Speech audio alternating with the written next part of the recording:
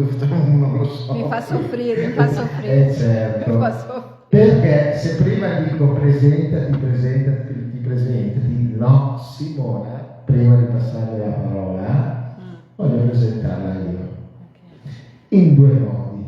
Il primo modo è quello più formale, dove dirò Simona Di Vincula, scrittrice da oltre 30 anni, oltre 30.000 libri venduti, 18 libri pubblicati, scrittrice rivelazione alla Fiera del Libro di Bahia qualche annetto fa, non diremo l'anno, poi venuta in Italia, ha iniziato di fatto da zero la sua carriera in Italia, perché mentre in Brasile era già conosciuta e affermata, in Italia, come accade a tutti gli autori che cercano di far fortuna all'estero, lei è venuta, si è sposata, ha costruito una famiglia, qua in Italia riparte da zero e inizia con un altro genere, con altri libri, e ancora una volta arriva al successo, passa da scuole, passa da mercatini con, tra virgolette, le bancarelle,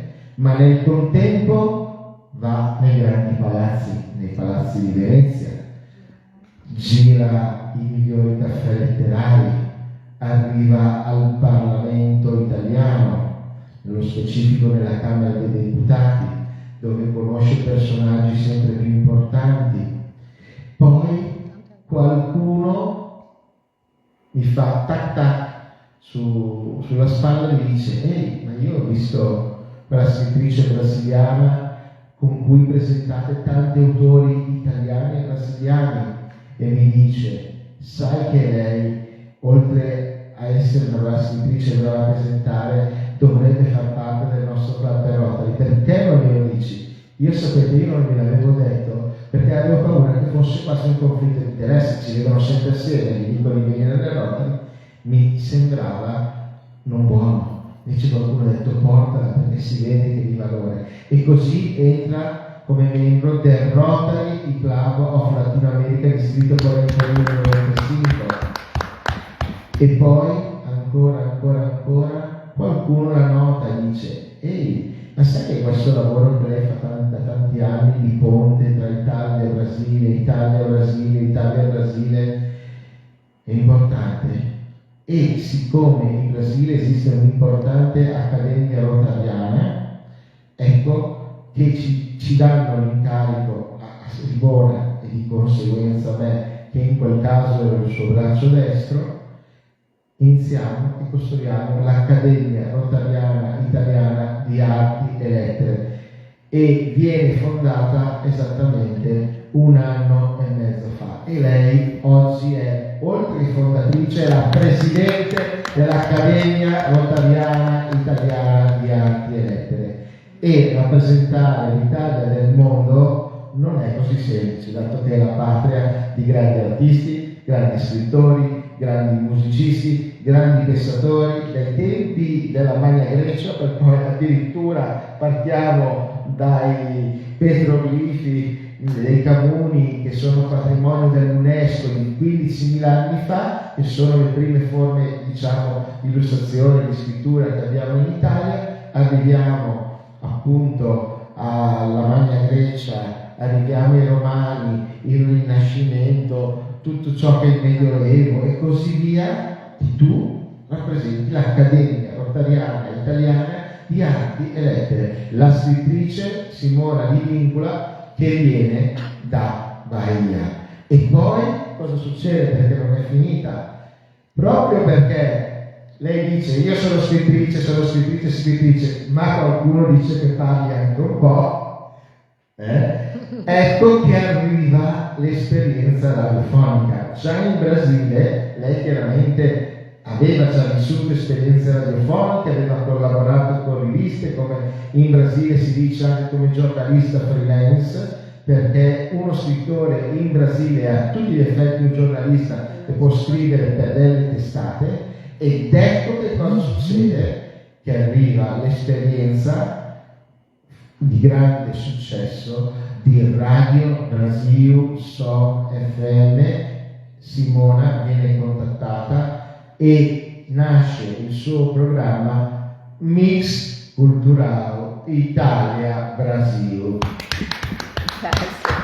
Una trasmissione radiofonica che raggiunge centinaia di migliaia di ascoltatori nel mondo, perché i dati, che non ci inventiamo, ma sono dati statistici, dati dalla rete, sapete che quando uno si connette, connessione da, si connettono da San Paolo, da Rio, da Salvador de Bahia, da Curitiba, tutte le più grandi città del Brasile, dall'Italia, da New York. Perché in Brasile ci sono tanti discendenti di italiani, in America ci sono tanti discendenti di italiani, in Italia ci sono tanti italiani e lì fanno tanta buona musica italiana, ed ecco che il suo programma subito è un grande successo. Cosa dire? Tante mete, e sono solo all'inizio, cioè io ho paura alle volte quando dico quante cose, perché dove la vedremo? Ma forse un giorno al Quirinale, minimo. Vabbè, comunque questo ce lo dirà solo il futuro, però voglio parlare a seconda presentazione di Simona. Simona è veramente una donna straordinaria che ha sempre tante buone parole per tutti. L'ho voluto dire io perché dopo, sai, alle volte c'è anche la timidezza, la paura di non dire. Lei fa tanto volontariato sia nella sua comunità pastorale, perché è una donna dalla forte fede, sia ricordiamo, fa parte anche del corpo del CISO, che è appunto il corpo italiano del soccorso di Ordine di Malta, dove anche va a portare per esempio i pasti e le coperte ai soggetti senza fissa dimora, e questo le dà veramente merito. Potremmo andare avanti così, però dopo si monta ancora di più la testa, quindi mi fermo. Brava Simone, grazie sempre per avere tante buone parole anche per me. Quindi Simona, scrittrice, torniamo oggi nel ruolo di scrittrice, ci presenta alcune delle sue opere. Prego, Simona. Che emozione, amici! Ricordiamo anche i nostri amici del Brasile, perché se no loro salutiamo tutti gli amici italiani, ma anche il pubblico brasiliani che sono nel mondo. Então, buon pomeriggio a tutti, buon pomeriggio ai presenti, buon pomeriggio al nostro editore Nicola Bergamaschi, con quale già stiamo lavorando già da tanto tempo, e essere rappresentata da lui per me è un privilegio, e ringrazio anche a nostra cara Silvana Carò per questa grande rassegna letteraria, che è stato davvero un successo assoluto. Abbiamo imparato tanto, abbiamo vissuto tante belle cose insieme in queste 2 giornate di letteratura, di arte, di cultura. Io sono felice anche per la nostra Caterina che è qua con noi. Caterina davvero mi ha sorpreso tanto, e oggi è una leva eccezionale. Grazie Caterina, grazie. Ecco amici miei, io davvero sono 30 anni che vivo in questo mondo della letteratura, dell'arte, e nonostante tutti i problemi che ho avuto nella mia infanzia, dove racconto nel sogno di Sandra Sica, io sono arrivata lottando molto, scusate, tantissimo, e a parola giusta e perseveranza. Neanche un giorno della mia vita, da quando ho più o meno 15 anni, e con il primo libro di messaggio positivo a 23 anni, che è stato quando ho avuto la possibilità di fare la mia prima esperienza all'estero. Sono stata nella Spagna, precisamente nel paese di Andalusia, e anche no Porto Banús, a Malaga. E allora io ho trovato una montagna che mia mamma aveva descritto durante il parto. Questa montagna ha cambiato la mia vita. Io sono ritornata, entrata in Brasile, io ho iniziato proprio un percorso letterario incredibile. Eu ho scritto Becco della Speranza subito dopo Eternamente Canudos, e di questa mia esperienza, di padrino di letteratura. Per questo che io voglio dire, sostenete anche i giovani scrittori, come qua Catarina che c'è 2 giorni che sta lavorando intensamente. È molto importante sostenere i giovani, abbiamo anche la nostra cara Maria Grazia Scossa che è qua presente con noi, anche lei sta sostenendo la mia carriera come io la sua, e facendo del bel lavoro letterario come il nostro caro Nicola che è sempre anche predisposto a aiutare gli scrittori emergenti. Ecco. Di quel tempo fino a qua, come ha descritto bene lui, no? È stato un periodo di grande crescita perché i grandi intellettuali, i sensibili, hanno detto la Simone ha bisogno di una opportunità, ma io ho lavorato tanto per essere oggi ancora qua con voi, continuo a fare.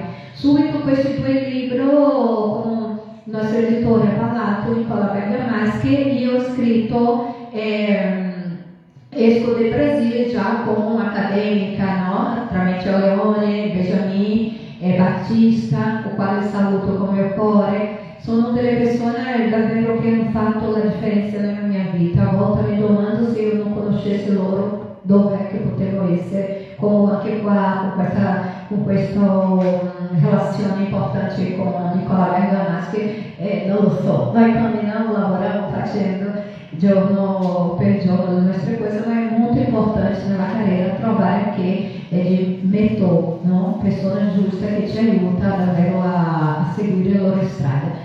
Allora io, dopo di tutto questi successi in Brasile, dove ho scritto Il vecchio della speranza, Eternamente Canudos, infine Il sogno di Sandra Sica, io ho deciso di lasciare la mia patria, no? Dove descrivo in una poesia dove dico addio patria amata, non è una buona madre, i tuoi bracci non mi accoglie. Credo che ho ancora il diritto di domandare poi davvero che me ne vada. Sì, io ho dovuto andare perché volevo un'opportunità. Vivere di letteratura non è facile in Brasile, neanche qua in Italia, né ovunque. È proprio difficile, è meglio fare delle cose, ma la perseveranza paga. E è quello che nella mia vita ho sempre ricevuto perché ho lavorato tanto, perseverato tantissimo. E parlando di tutto ciò, dopo che sono entrata, che mi sono sposata, ho avuto una figlia, io ho iniziato a scrivere libri per bambini proprio per ricominciare. E credo che la sfida di un grande scrittore è sempre ricominciare. Io davvero ho ricominciato vedendo questa bambina che si muoveva intorno, ho scritto lei alla cucinella dove dico c'era una volta una cucinella che si chiamava Cuci ed era molto monella, aveva tanti sogni e un giorno di loro si avverò. Così ho iniziato a raccontare fiabe nelle scuole, stare con i bambini, a vivere tutte le mie emozioni. Io diventavo bambina ancora, perché una mamma quando diventa mamma passa a vivere tutto questo periodo bello. E è stato così che le mamme italiane mi hanno notato e hanno detto guarda, Simone è una grande scrittrice, ha tutta questa sensibilità anche con i bambini. E io raccontavo delle storie, dopo facevo lettura animata e così ho perseverato e sono andata avanti nella mia carriera. E subito dopo di scrivere Il sogno di Sandra Sica, dove racconto la mia storia di infanzia a Salvador di Bahia, ho scritto queste fiabe a chi arriverà con Natale, Dei nel fondo del mare, infine tanti libri per i bambini. E subito dopo, in ringraziamento a tutte le mamme che mi hanno aiutato, io ho dedicato nella figura di Stefania Rivoglio la mia primavera, che è stata anche lì una sfida per me, perché lei esce dal Brasile e deve ricominciare in una nuova patria. E non è stato facile, ma lei ce l'ha fatta. Leggete tutti i miei libri perché potete vedere che ho messo tanto impegno, tanto amore. Allora, già che stiamo parlando di romanzo, no, voglio continuare ancora a parlare con voi a proposito di questi 2 libri, sì, questo libro è un libro che mi riempie di gioia, anche a tela perfetta, mi riempie di gioia perché voglio spiegare, perché Ricky e Ellie sono una coppia di innamorati, loro si amano, sono due artisti innamorati della vita che sta facendo una crescita personale insieme, ma entra la storia della gelosia, sì, quando entra la gelosia dentro di una coppia nascono naturalmente i problemi, sì. E allora Ellie, assim, tutta innamorata di questi ricchi, vuoi controllarlo, vuoi dominarlo, vuoi fare 100% parte della sua vita, aí entra la storia, no? Com amore, non si gioca, no. Ma Ellie voleva di più di giocare, perché quando sei giovane che sta iniziando il primo amore, tutto succede. E allora leggete la nostra leonessa ferita di Simone Di Vincola, quale il mio desiderio è portare davvero al teatro e al cinema. Allora, signore editore, subito chiamate la casa di editrice, perché questo libro deve diventare assolutamente una commedia tanto per Netflix e anche per teatro, predisposto così, scritto così per voi. Allora qui siamo a Roma, qui siamo nei paesi della Loria e qua adesso continuiamo in Italia, a Milano. Ecco, in questo romanzo La Ragnatela quasi perfetta è un'altra storia proprio di questa ragazza che vive solo per il lavoro e diventa che c'è una realtà fuori a queste quattro pareti. E allora la figura di Giada è importantissima perché lei rappresenta quelle persone che pensano magari che il lavoro può davvero essere il centro della vita. E lei non pensava nell'amore, non pensava nella famiglia, pensava solo di lavorare senza nella fine credere che questo poteva essere anche causare un problema anche mentale, perché il mondo esiste fuori, perché esistono delle persone, infine, leggete la Ragnatela quasi perfetta perché parlo proprio di persuasione, che lei ha sofferto tanta persuasione nella fine per questa sua ambizione nel lavoro. E così, prima di lasciarvi, perché ormai già ho lavorato un pochino di tempo, voglio ricordare in questo libro Motivaci. Perché Motivaci? Motivaci è un libro che mi caratterizza, perché noi brasiliani siamo molto positivi, allegri, divertenti, crediamo molto nel domani e siamo persone proprio credenti, crediamo nella forza dello Spirito Santo, crediamo in Dio, noi siamo così, perché gli indios, da quando loro non conoscevano nessuna religione, loro già erano in contatto con la natura. Ecco, il nostro Nicola Bergamassi qua con queste vesti rappresenta un po' questa parte dell'uomo primitivo, che usava proprio questi simboli, non vuole offendere il Messico. Diciamo i popoli originali. Il popolo originale, va bene, non vuole offendere il Messico, perché queste qui ancora ci sono proprio, usciamo un po' dalla parte europea. Uso il microfono come una clave. Ecco, no, perché voglio giocare un pochino con voi, perché nel tradizionale usiamo queste vesti. Ma allora, solo per dire quanto noi siamo abbastanza liberi con questa spiritualità. E perché no, essere positivo non vuol dire tutto per me, sono allegre e felice quando vedo il mio prossimo che non sta bene. Allora io ho deciso di scrivere questo libro, Motivaci, 30 giorni per crescere. I miei lettori diventarono proprio impazziti, dicevano: ma Simone, ma che cosa stai dicendo? Come può crescere in 30 giorni? Ho detto: è solo una battuta nella fine, sai perché? Perché se vuoi desidera davvero cambiare, non aspettare 30 giorni, fai questo cambiamento adesso, in questo questo momento. La nostra cara Caterina conosce bene queste frasi, no? Che dice proprio non bisogna aspettare, bisogna credere e soprattutto non mollare mai. Motivati è uno dei miei libri preferiti, tutti sono belli ma questo in particolare mi dà molto coraggio e trasmette anche molta energia positiva. Grazie Simona.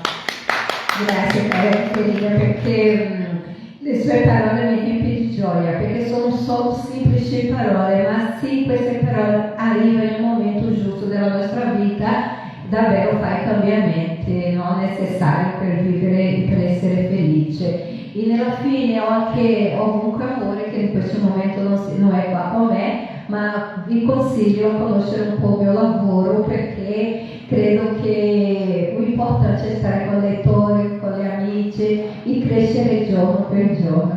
Ora vi lascio così, ringraziando il nostro editore Nicola Bergamaschi per queste migliori esperienze che mi fa vivere giorno per giorno, e a tutte le belle persone che stanno invitando sempre a fare tantissime rappresentazioni, e a tutti i nostri soci dell'Accademia Rotariana Italiana di Letreaggio, quali sono davvero orgogliosa di essere la presidentessa insieme al nostro Nicola Bergamaschi, al nostro vice. E saluto tutti voi, tutti voi, anche tutti voi che sono qua in questo momento in questa sala.